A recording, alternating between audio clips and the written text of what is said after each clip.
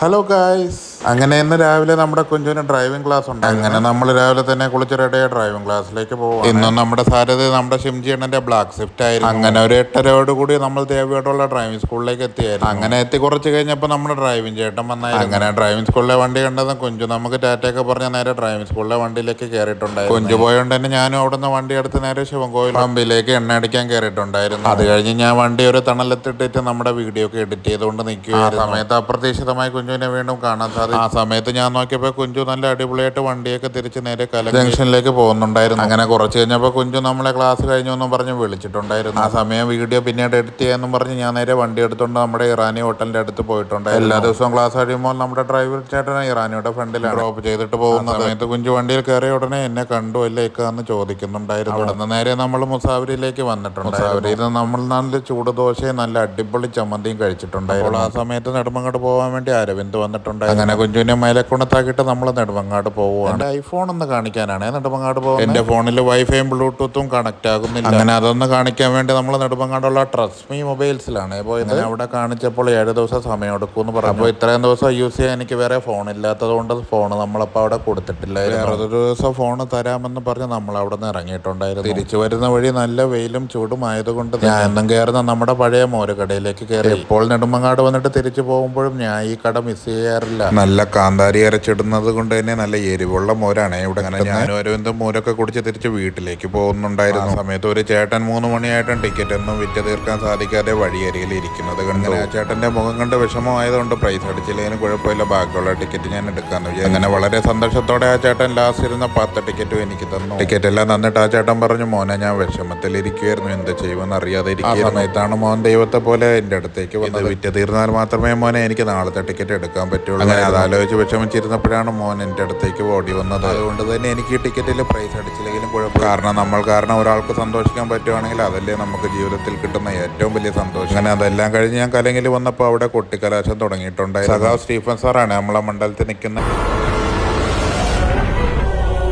ലോകത്തിലെ ഏറ്റവും സുന്ദരമായ കാഴ്ചകളിലൊന്ന് പ്രഭാതമാണ്.